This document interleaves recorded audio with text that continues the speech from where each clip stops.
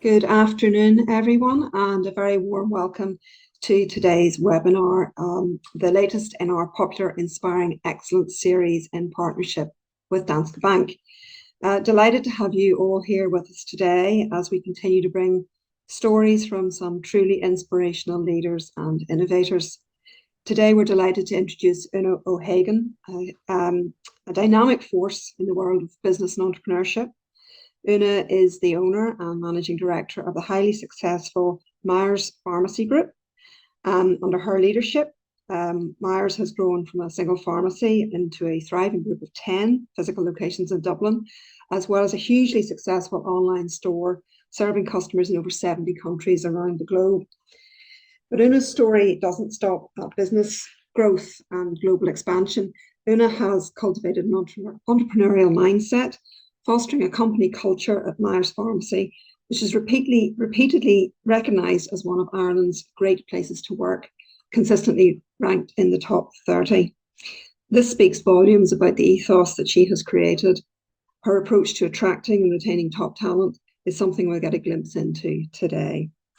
Oonagh's personal accomplishments are equally impressive. In 2023, she was named Businesswoman of the Year by the Irish Tatler and Entrepreneur of the Year at the Women Mean Business Awards. And she's also been recognised as a finalist in the prestigious EY Entrepreneur of the Year in 2021.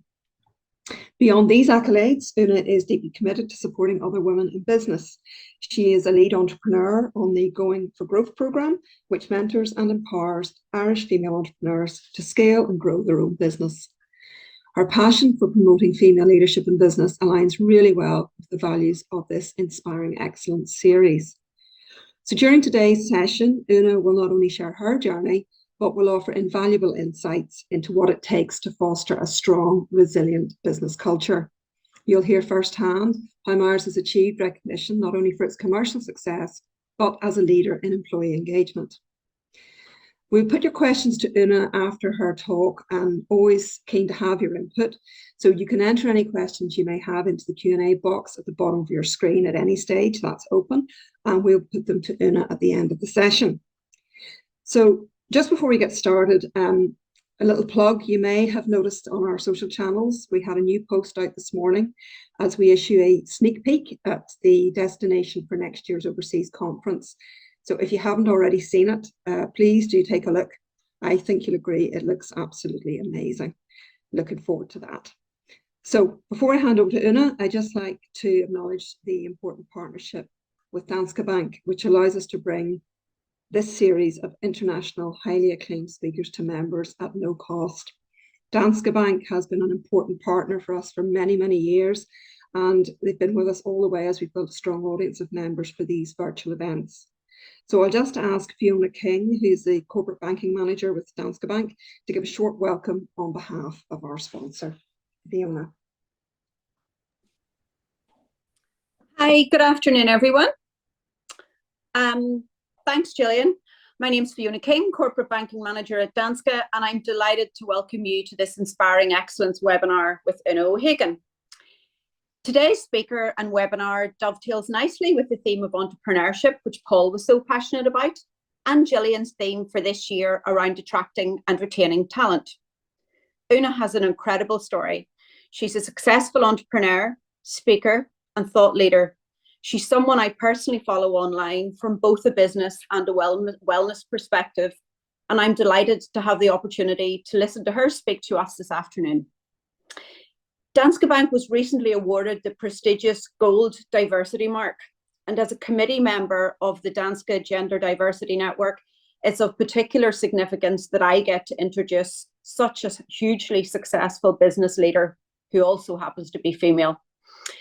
Oonagh will touch on the challenges of attracting and retaining talent, something as a bank we're also very tuned into. The growing skills gap, job flexibility, shifting organisational priorities, and the rise of AI are reshaping business, markets, and the global talent landscape.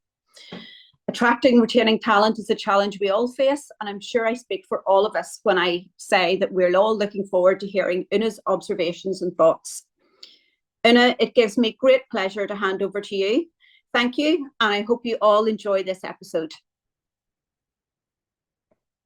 Thanks very much, Fiona and Gillian. Thanks for such a warm welcome. And honestly, it's such a privilege to be here today and to get an opportunity to share a little bit about my story. And on how I'm going to kind of structure this today is to take you through, I suppose, the 10 different C's, as I call them, in terms of having an entrepreneurial mindset. So I am going to share my screen, and I hope this will pop up. Maybe somebody might just give me the thumbs up or let me know that you can see that.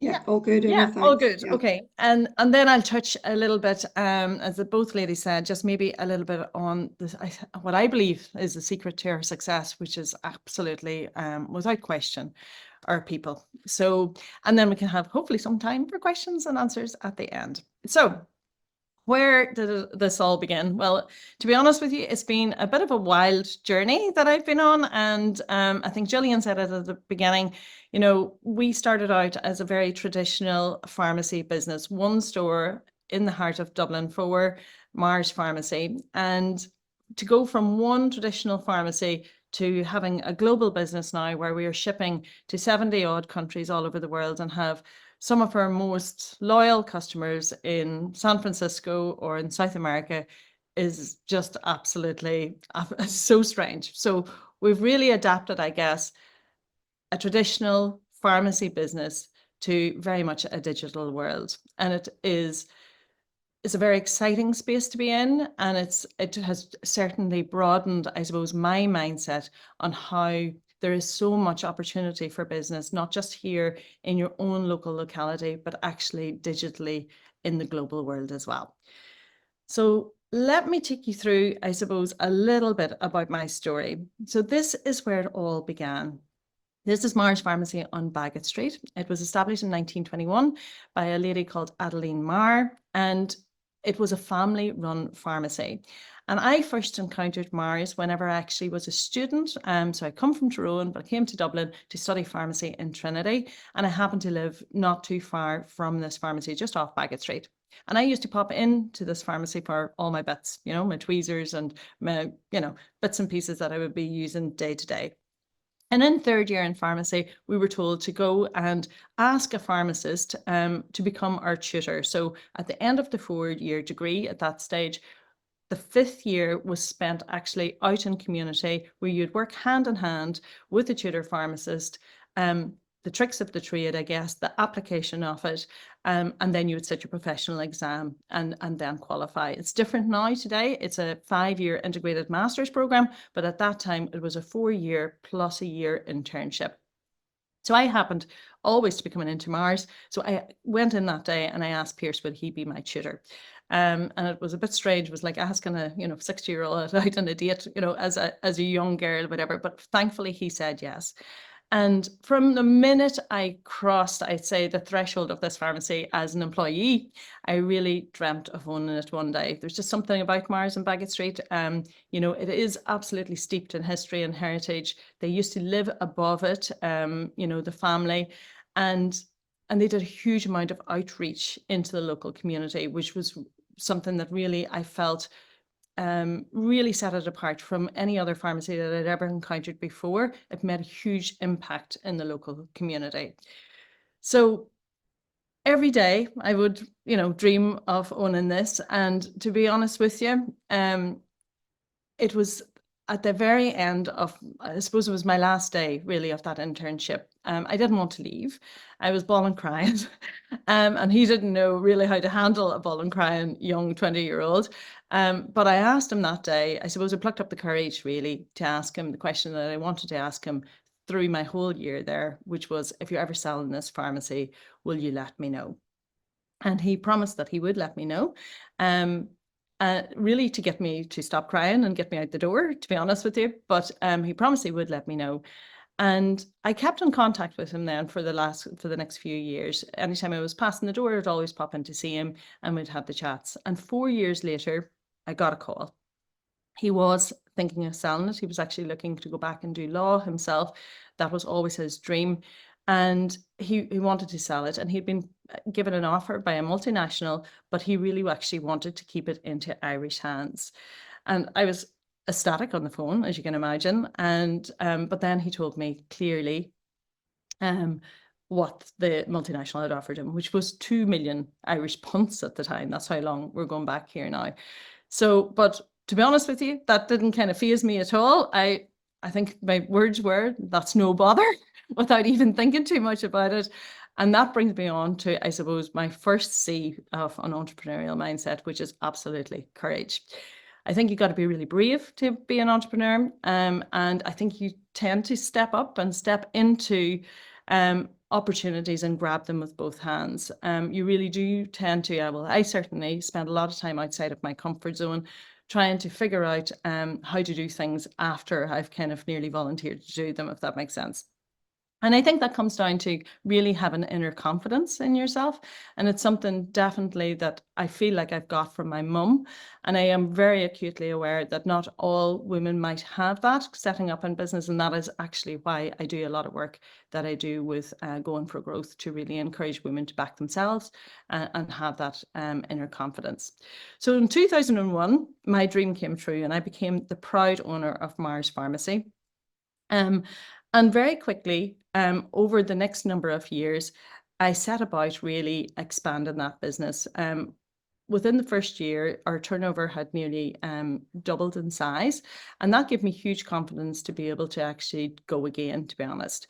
I knew our competitors at that time were Hayes, Cunningham and Robinson. They'd been bought out by Boots, and I knew I needed to compete on price, so I needed to have some scale to be able to do that.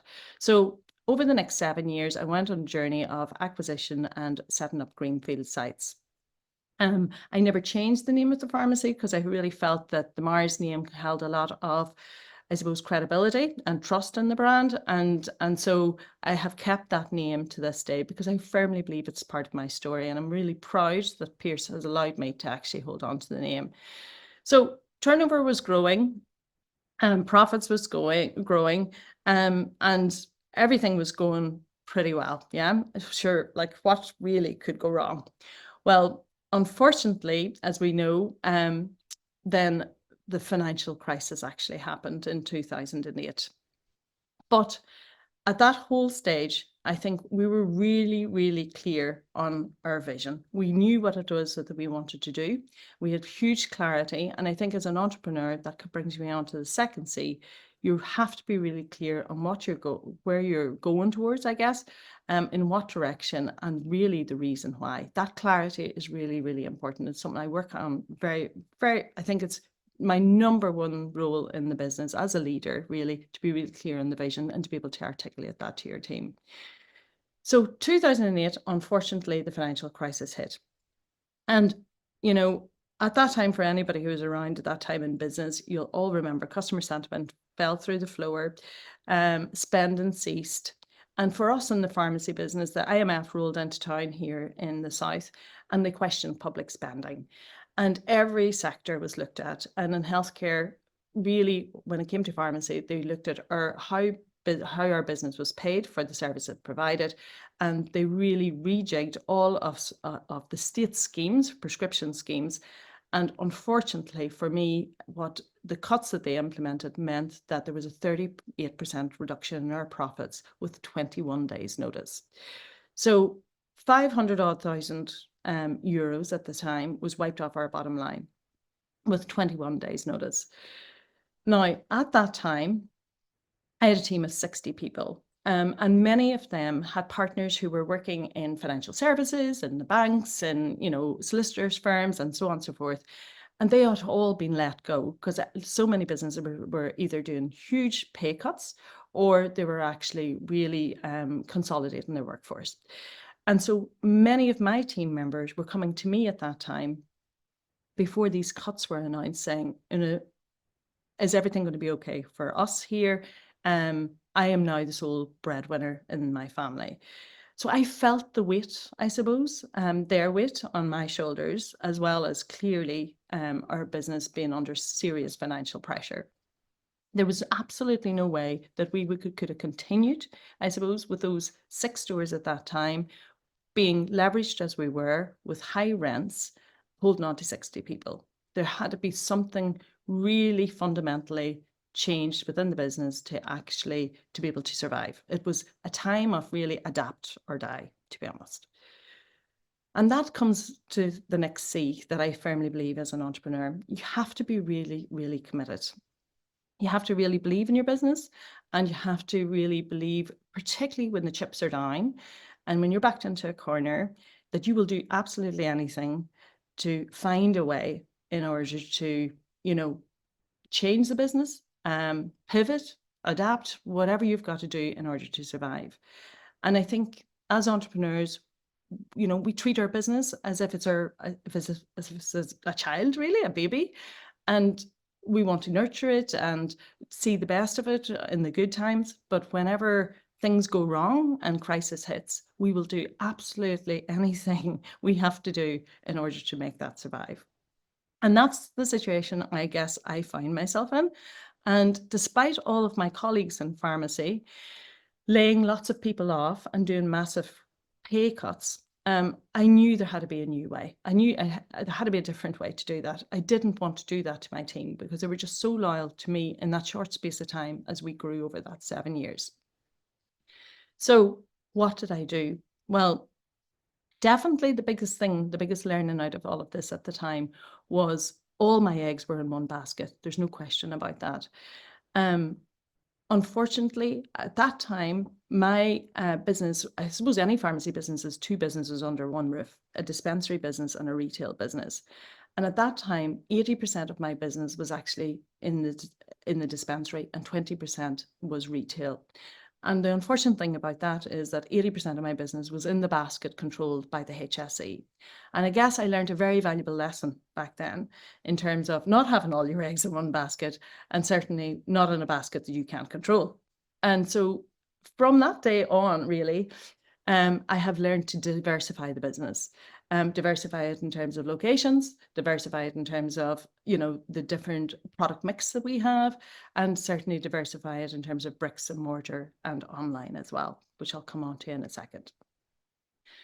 So the chips were down. We had 38% wiped off the bottom line. We had 21 days notice. And I had a new baby actually in my arms at the same time. Luca was just born. So for any mums on the call, you'll know that your head is not really in the game at that time at all. I was still walking into doors and, sleep deprived and so on and so forth. So what do you do? Well, I do what I always do in a crisis, which is I phone my mum. And my mum has huge words of wisdom, but she, called a spade at that time. And I'll never forget, she just said, you actually are not thinking straight. You are talking gibberish. You can't see the wood from the trees. And you don't have the answers. Simple as that. You don't have the answers, but your team do. And I'll never forget that. It was like a light bulb went off. So I called my entire team together. We went down to the Sandy Mount Hotel. We'll never forget it. It was a really wet and windy night. And don't forget, these 60 people were really relying on me. And I felt like, with the weight of the world on my shoulders when I walked into that room. But I was super, super honest with them. Really transparent, told them exactly what the numbers were like. I remember doing it all up in a flip chart, showing them, and really telling them the reality. I was really honest, I guess. And I guess at that time, when you're very honest as a leader, you feel very exposed, you feel very vulnerable. But I'm so glad I did that. You could hear a pin drop in that room that night. And when I stopped talking, I remember Anne Scraggs, one of our very long standing members of staff, saying, well, we need a plan. We can't have that. We're going to have to figure this out. And we're all in this together. Because if Mars goes, if something happens in one store, it's going to affect everybody else. So we're going to get to work. We're going to get a plan. And we're not leaving this room until we have a plan come up with. And suddenly the tempo raised in the room. We started talking about solutions, and we walked out of that room that night with a 36-point plan. Because as they said, and as Anne said that night, it wasn't going to be one thing that would turn it around. It was going to be several small things. And I can tell you now that there's no question in my mind that it was the team engagement and the lengths that they went to that absolutely turned our business around. And that is definitely bringing me on to my next C, which is culture. It's so important for me You know, we bandy this word around all of the time. It's on our boardroom, you know, walls, nice little mottos and sayings and so on and so forth. But actually, I think it is absolutely the essence of when you walk into a store or when you walk into an office, you can feel it in the air. It's that feeling that you get in a business. And I work so hard to keep that alive. And it's not easy to do that when you're multi-site and also when you have an in-store and online business or whatever. You have a very diverse workforce, but that is absolutely 110% what I spend 80% of my time doing as a business owner. It is just so important to keep your culture alive. It is not a motto on a boardroom table or a boardroom wall. It's definitely the way you do business, and it's down to the people that you employ, which we'll come on to a little bit later. But if you get your culture right, I firmly believe you've got a team that are capable, that are unstoppable actually, that are capable of absolutely anything. So that night we worked hard on our purpose, what it is that we try to do in Mars, and that's really to empower our communities to bring about positive change and make a lasting difference to their health and well-being. And I remember Anne saying that night, you know, it's not just about us, it's actually about our customers. What would Mrs. Murphy do if we weren't here to look after her? What would such and such do? You know, we do a huge amount every day in pharmacy that makes a massive difference to our patients' lives. And so there was a huge weight on their shoulders, I guess, in order to make sure that we got this right. So we would be around to actually continue to serve them really well. So our purpose is really, really important.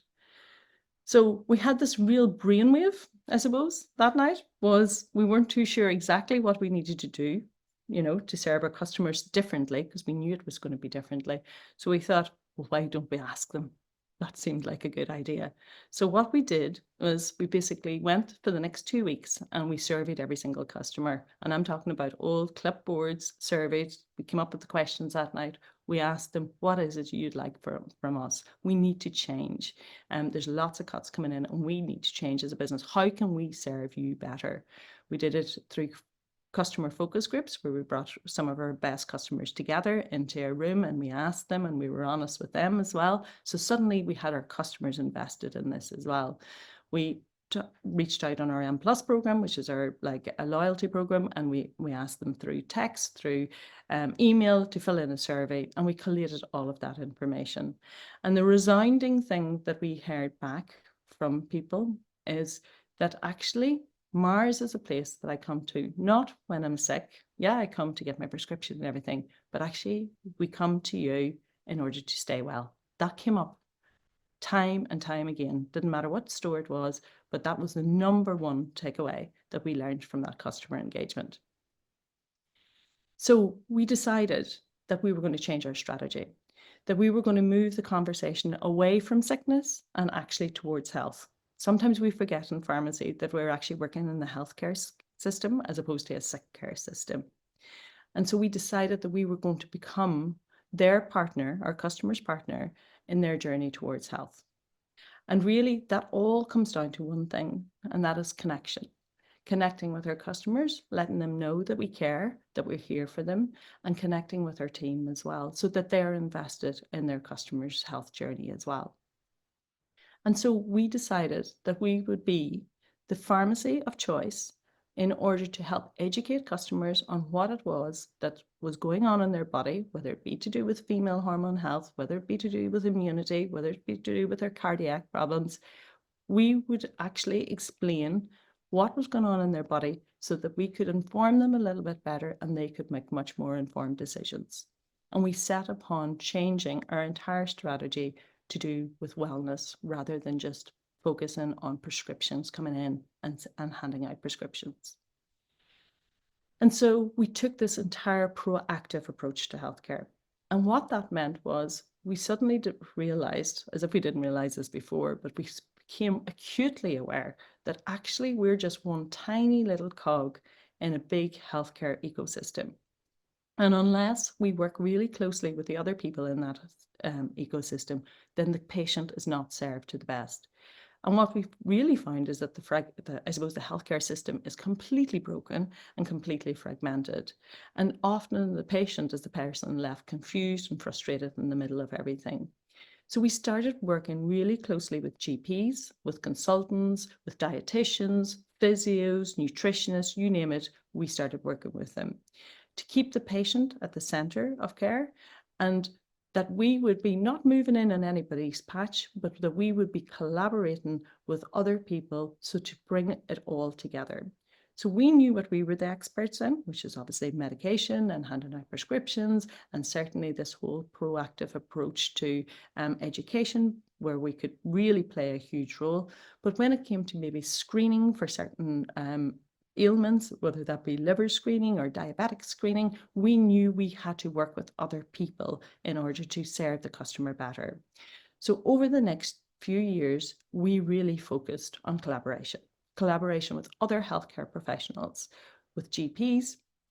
If we were doing a screening program, we would already have set up a system where we would fast track anybody who was screened and had a positive screening result for diabetes or for a cardiac issue or for fatty liver disease, that we could fast track them into the hospital care. So we were working with diabetic clinics, we were working with cardiac clinics, we were working with the liver wellness unit in St. James's, and suddenly our patients at Mars were able to get a much more accessible route into, I suppose, the experts that they needed to see, and they knew if they had a particular condition. So we would outreach to them, call them in for screening, screen them, and decide then, it's usually somewhere between 10 and 12% of people who actually needed to be referred on. And instead of sending them back to their GP, we would already have established a new patient care journey to fast track them into the actual experts that they needed. And what did that mean to our business? Well, suddenly we started to become the pharmacy of choice for other healthcare professionals to actually collaborate with as well, because everybody felt that they were working in a silo and everybody felt really frustrated by the healthcare system. But suddenly now, in joining forces with us, we could actually start working, whether it be to do with nutrition, whether it be to do with movement, whether it be to do with weight management, hormone health. We suddenly started to be, other healthcare providers started to approach us. And that has really, really solidified, I suppose, our relationships with other healthcare providers, and has certainly been now, I suppose, a huge attraction to customers to actually move their prescriptions or move their family care to us, because they know that they're going to have a much more holistic approach to their health in Mars. So we continued, I suppose, from that time onwards to constantly ask our customers what else we could do. And we now serve our customers at least twice a year, all of the time, through many different methods, including now through social media.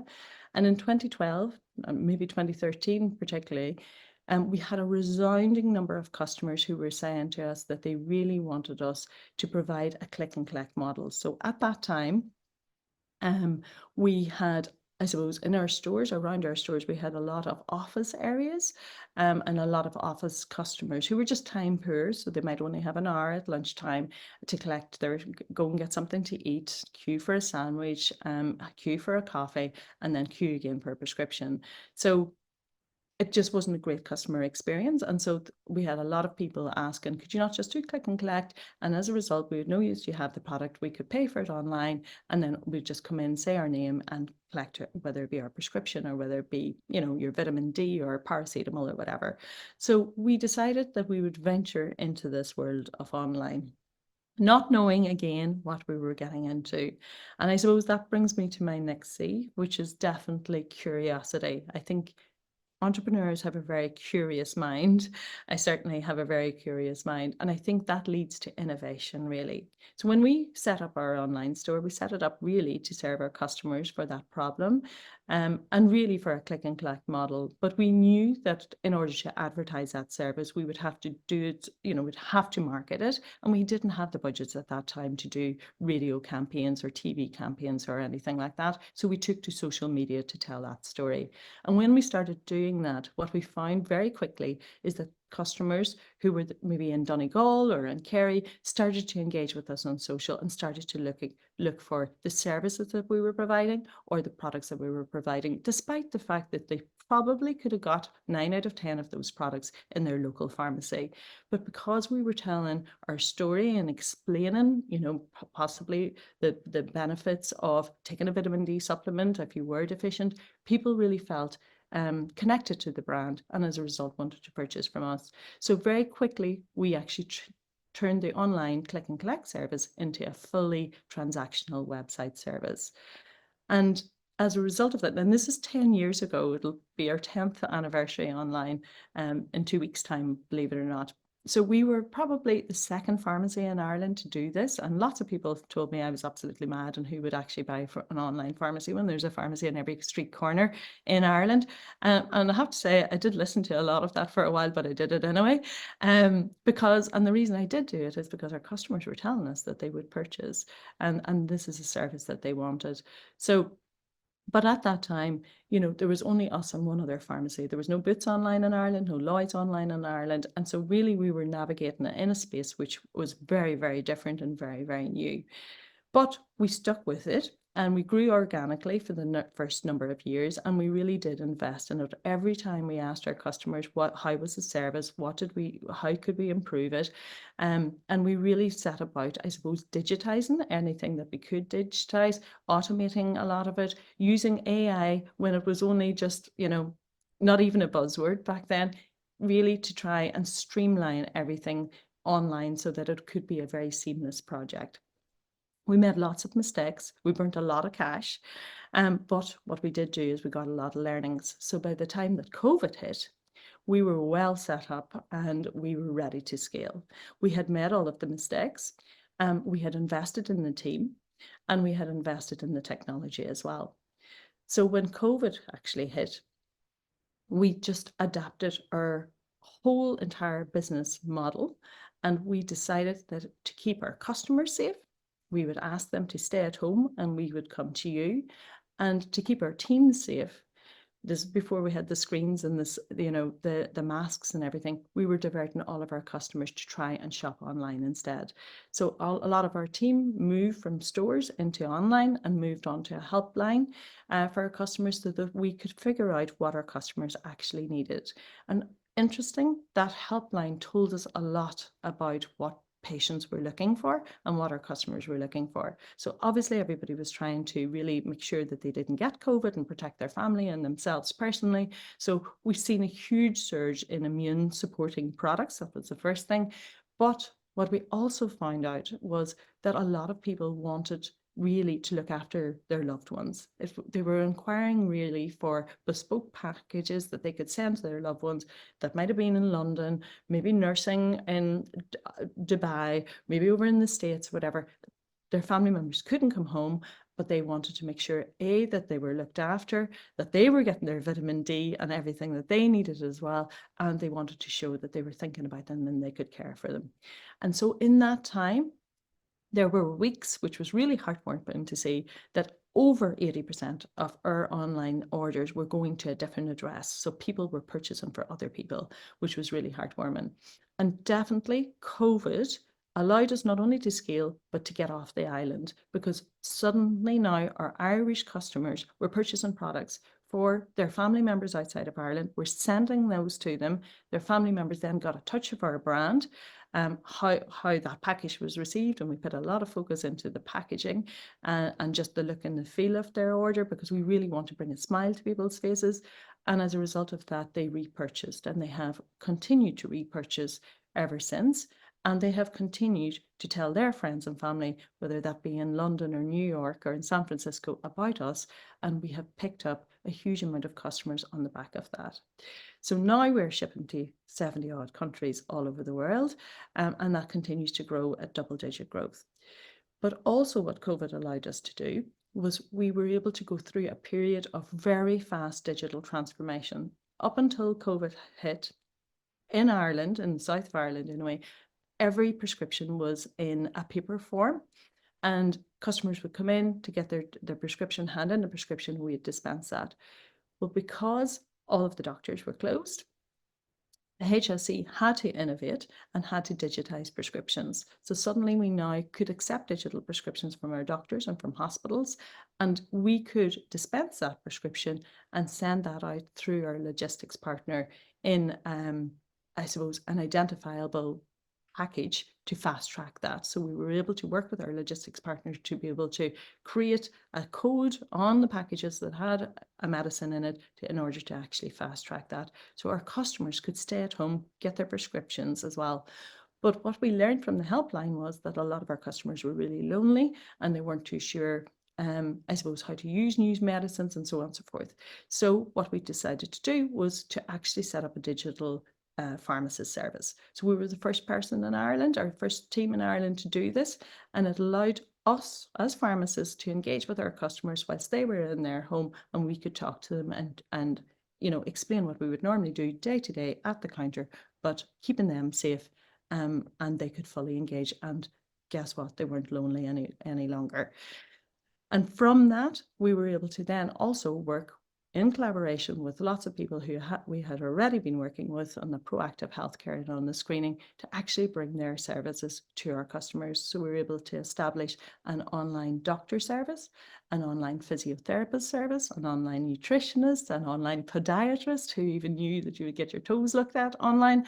But we were able to bring all of their services to our customers via our website as well. So it was a huge, I suppose, time and period of digital transformation. And those services continue to this day today. Yes, they've definitely fallen back, but for some customers who are housebound or actually just want a really quick service from their doctor, they continue to grow. So certain cohorts of customers definitely prefer an online experience, a digital health experience. So what this all enabled us to do was really to set up a very engaged digital community. And I think that goes back to the heart of what attracted me to Mars in the first place, the work that we do in our local community. And that is so strong across the 10 different locations that we're in as a pharmacy. But actually, we have a hugely engaged community online as well. We have probably about 200,000 followers, across all of the different platforms now, with probably about 2 million impressions every single week. And we have a very high response time. It's one of our KPIs that we measure all of the time in terms of responses back to customers. So we have a very loyal customer base that is digital now, and that allows us to speak to people from all over the world at this stage. So very much an omni-channel strategy is what we have. We definitely use online to drive people into store and vice versa, people from in-store if they want to repeat purchase, and it's much more convenient for them to do so that they can purchase online. It has also allowed us to really get focused on data. Now, you guys as accountants will love data, I'm sure, because, we all know what gets measured gets done. And the one amazing thing about online businesses is that you can measure everything, because everything is absolutely trackable, unlike people walking into store, unless they're signed up possibly to an M+ card. We don't know very much about them, or a loyalty card, that is. We can tell so much from our EPOS data, but it doesn't really give a full picture of our customers, whereas online we can really build a really great persona of our customers.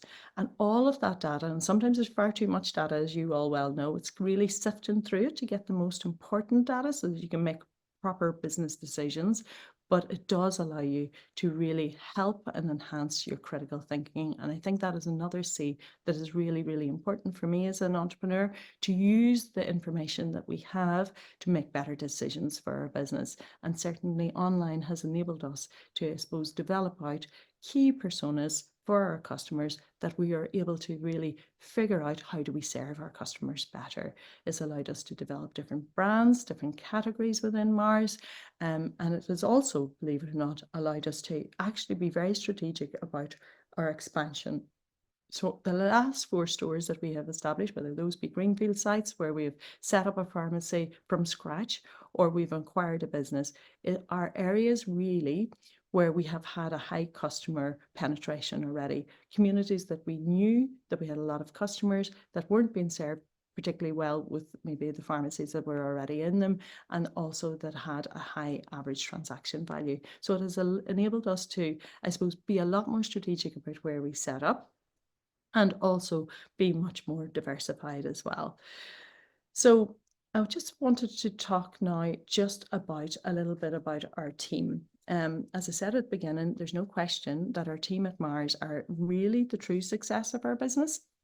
You know, as a leader, you can only be in so many different places at so much time. So, especially when you work off multi-site, it's really, how do you ensure that all customers, no matter what store that they walk into in Meagher at any given time, or whether they engage on social media through, whether it be Instagram or Facebook or TikTok or whatever they come, that they're really getting that same Meagher feeling.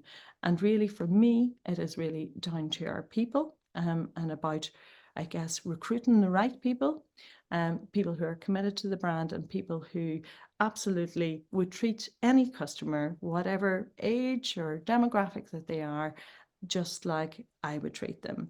How do you do that? And how do you make sure that we're always pushing forward, I guess, with new skills and appealing to all types of customers, depending on, you know, their gender, their age. We live in such a diversified world now. How do you make sure that you have a workforce that is very reflective of that to serve your customers best? So it's definitely 110% down to the people that we have. So if I bring it back to our mission, I guess, our mission at Meagher really is to empower our customers to take better care of their health and well-being. And we do that through two main drivers, is through compassion, which is empathy and care, obviously, and through education. And we work really hard together to be, I suppose, to make sure that our customers have a very healthy life. We're doing all that we can to help them to live longer, but live better as well, and for a much more, I suppose, sustainable and also positive future. So how do you get a team of people to work together and completely aligned to do that? And how do you make sure that, I suppose, you keep that culture alive across multi-sites? And I think somebody mentioned at the beginning in the intro that we are really proud to be one of Ireland's great places to work. We've been named the last 4 years, I think, in a row, and the last 3 years in the top 30 places, initially at a small business size and now at a medium business size. So how do you do that, I guess? Well, for me, I firmly believe it comes down to our core values at Meagher. And a lot of people talk about core values, but actually we take these really, really, really seriously. They are, without question, the golden thread that connects all of us in Meagher. They are like our DNA. And every single person, I would say, with the utmost confidence, displays these core values. And how do I know that? Well, first of all, we recruit on these core values. So we look for these values in the person before they join our team. And I would imagine the last data that I looked at from our HR department, out of every 10 people that we employ, or out of every 10 people we interview, rather, no more than 3 would get past the interview stage. Like, we are so selective. And what we're looking for in those interview questions are examples of, does this person in front of me display these values, rather than employing people and then telling them that these are the core values of Meagher, if that makes sense. So we're looking to see, are these values naturally in people? Because we know it's very hard to make a square peg fit a round hole, if that makes sense. So we want to know that this is in people. And so we really recruit on behaviors, or recruit really on aptitude, and train for, or recruit rather, sorry, on attitude and train for aptitude, if that makes sense. So our core values are customer first, and we're really looking for people to go above and beyond for our customers every single day. And we have questions in our interview that will discover that. People who are really dedicated to community and want to give back to the local community and want to do more. So it's, you know, people who are not, you know, that they want to make a lasting impact in community. People who are absolutely passionate about always learning more and not standing still in their knowledge base. So they always want to sign up to further training, develop their skills, learn new things, push their knowledge to a higher level, because education is such a huge part of what we do. In terms of family ethos, we're looking for people who are incredibly respectful and will treat their colleagues just like they would treat a family member, and that they will support their colleagues with things that they are not particularly strong on, so that, you know, everybody feels safe to be themselves at work, because they know that they will be supported by a colleague in something that they might find particularly challenging. In terms of pushing boundaries, we were looking for people who will always push outside of their comfort zone and try new things and not be afraid to take a risk. And we have a real culture of it's okay to make mistakes at Mars. If we don't make mistakes and if we don't push forward, we will never discover those innovative things that will take us to the next level. So I firmly believe that as an entrepreneur. I am very comfortable with that, and I try to really make sure that everybody in Mars feels like that as well. Like 1 in 10 things will work, but we will never discover that one thing unless we really try the other 9 things that didn't work as well. And then finally, the positive attitude. We look for people who are not negs, as we call them, but will always approach every situation looking for an opportunity. So we are looking for these values in people as they present themselves for interview with us. And once they have those values, it doesn't matter what background they come from or what their experience has been, whether they've worked in pharmacy or not before, we firmly believe we can train them once they have this at their core. And people will often ask me, how do you find these people, or how do you, there's something about, your staff and baggage streets, or something about it doesn't matter what store, that I hear this all of the time. And the key thing is these are the golden thread that connects everybody. We're looking for a particular type of person in Mars, and that's hard to do when you're in full employment. But I would rather have an empty seat than have the wrong person in a seat, because that can be very disruptive. And then once we recruit people who display these values, we have a very detailed onboarding process, I guess. So it doesn't matter who you are in Mars, whether you're just working on the front counter and you're a healthcare advisor and you might only work 10 hours a week, you will still have a very detailed onboarding where you will be buddied up with a buddy, and they will explain to you how we bring the core values to life in Mars. So what does it mean by customer first? Let me show you what that means. So you will buddy and you will shadow someone for a minimum of 2 weeks for a healthcare advisor, up to maybe 3 months for somebody in the senior leadership team. So this is really ingraining these behaviors into how we act day to day in Mars. So that onboarding system is really, really important, and it's a huge investment in time, and it's a huge investment in cost, obviously, but it's so important for a first experience, for a new joining in the first place. And it's so important that we put that investment into people so that they know that we're really, really serious about the behaviors that we're looking for in Mars. So it's not really about the results that you get. It's more about the behaviors that you display in order to get there. And in that first 6 months, which is our onboarding period, I guess, before our probation period ends, we put a huge amount of training into, it doesn't matter what the team member is, what their role is, but a huge amount of training. So we will see what their skills are when they come through the door. And sometimes they don't have any skills that are reflective of pharmacy, if that makes sense. Maybe never ever worked in the pharmacy industry before. However, we will build that over the next 6 months, and we will get our best in class employees to take them through that training, because I firmly believe if you can see it, you can be it. So we will use some of our best people to shadow and be the mentor for those new joins coming through the door.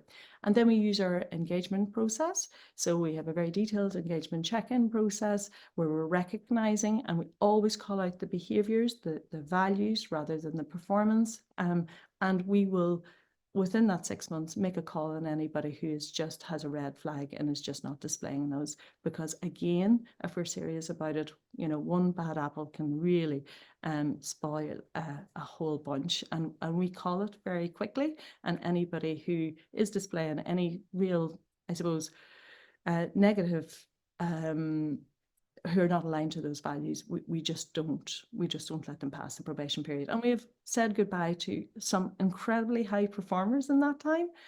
But as I said, it's not necessarily just about their performance, it's about the behaviors that they display in getting that performance. And as a result of that, we have a very high retention, percentage. Now, we always do bring in students, and they're always going and then, moving on. And students are a huge part of who we are, because we know that's our pipeline for the future as well. But what it means is that our people in Mars become our biggest referral. And it's them that refer us, other people who they know will completely fit in Mars. And they're probably our biggest recruitment driver, if that makes sense. So, and we are also members of Great Place to Work. This is a really, really, I should encourage anybody to look at it, because it really it's an amazing network that you can learn from the very best companies here in Ireland, how they do specific things, and it's very open and very collaborative and very sharing. So once a year, we do a culture capture to see how we are in terms of culture versus what our employees think. And then we do an anonymous survey once a year where everybody is asked and several hundred questions in 17 different categories. And we're looking really as a measure of trust. Do people trust the company in terms of what it is that we believe in and say we're doing? And do they trust their manager? And we get a very, very detailed report back then that looks at how our employees gauge us in terms of pride when working for Mars, camaraderie, respect, fairness, and credibility.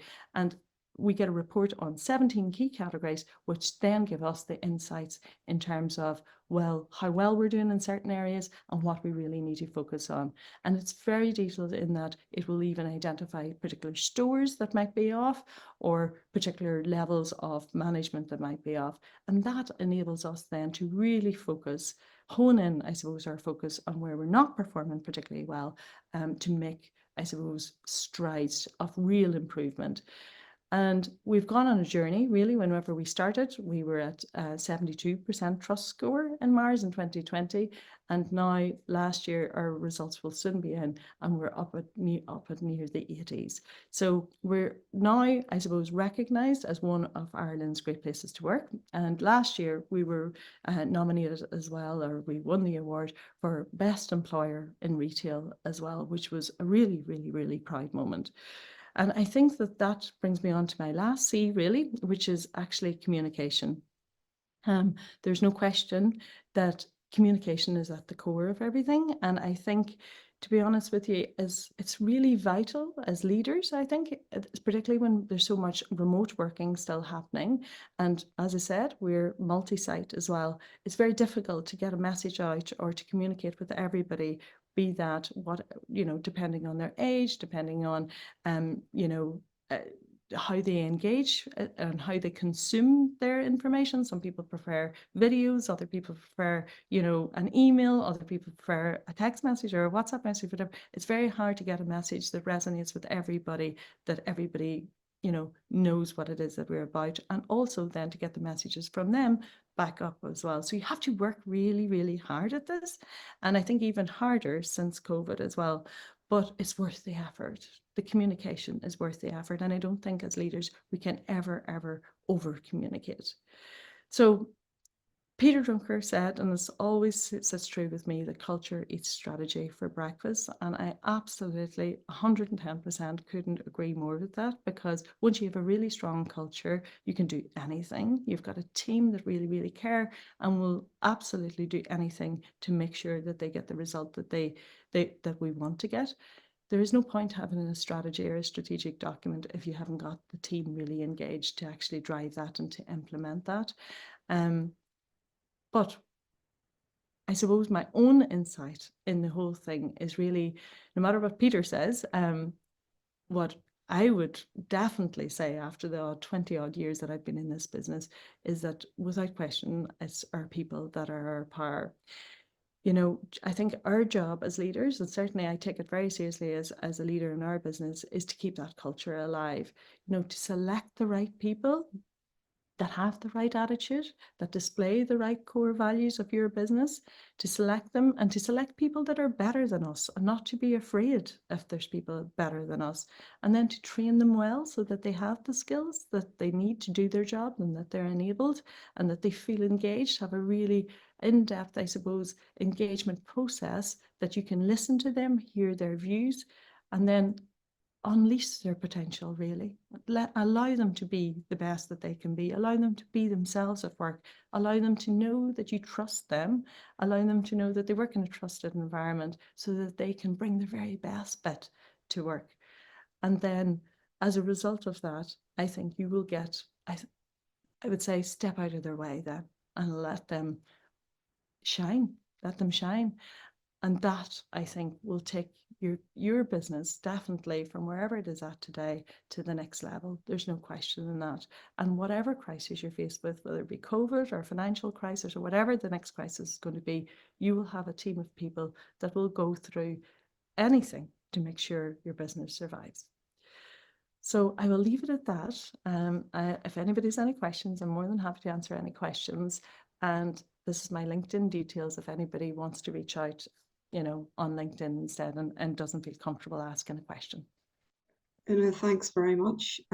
Great story, and interesting that two of the things you called out from nearly a quarter of a century ago, community outreach and brand trust, still feature through your 10 C's, community and I guess connection.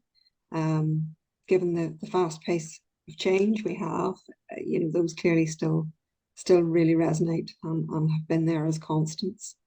We have a few minutes for some questions, so if anybody wants to add anything into the chat box, please do into the Q&A. Oonagh, maybe you could share if there are any sort of quick wins, any simple things that our members might take away from this session that they could, you know, look to bring in to their own businesses, sort of as a quick win, some low-hanging fruit. Yeah, well, I think in terms of maybe team, like I think you guys said at the beginning that that's maybe the biggest challenge in terms of retention and getting the most out of your team. I think one thing that we do really, you know, work really hard is that engagement check-in process. And it's just like, it doesn't have to be fancy. It doesn't have to be convoluted at all. You know, we have a very simple template. And every 3 months, everybody in the business is asked 4 simple questions. What's going well? What's not going so well? Have you got everything to do your job? You know, sometimes you find out that people don't have the latest update and, you know, some piece of technology or their laptop's not working or whatever, you know, simple things that really hold them back. And then the final question, which is my favorite question, is there anybody you'd like me to thank in the business? And out of that question, you get all sorts of amazing answers, people who go above and beyond outside of their own role for other people within the business, people who go outside of the, you know, way above their what we're asking them to do for customers as well. People, things under the radar that you would never ordinarily hear. And I read every single one of those all of the time. And I write a card to whoever it might be, Andy in the warehouse for doing something for, you know, Mrs. Murphy, or, you know, Terry down in Bagot Street for doing something for another store staff member in Kinvara, whatever. I will write them a note, and I will personally thank them. So for me, it's actually about recognition of the small things like that. And it leaves an amazing feeling for the staff members to know that somebody's actually noticed. So a colleague has told somebody, and that somebody, whoever that manager is, has passed that up to me. And that drives a huge level of engagement. And I know that our teams really, really appreciate that. And it's such a simple thing to do. And when you call out those behaviors, we have like recognition awards a couple of times a year in Mars, and they're always around the values. When we call that out, that inspires other people to behave in that way. So it actually has a ripple effect. So it takes a little bit of work, but it doesn't have to be it doesn't have to be complicated, but it absolutely pays dividends. Super, thank you. I think we're at time here, but just there's one other comment in the Q&A box, just from Anita. Many thanks, an inspiring presentation full of golden nuggets. So Oonagh, thank you for your time. It's a great story. Certainly, you know, the hours just flowing by listening to it, and thanks again to Danske Bank for sponsoring this series of events.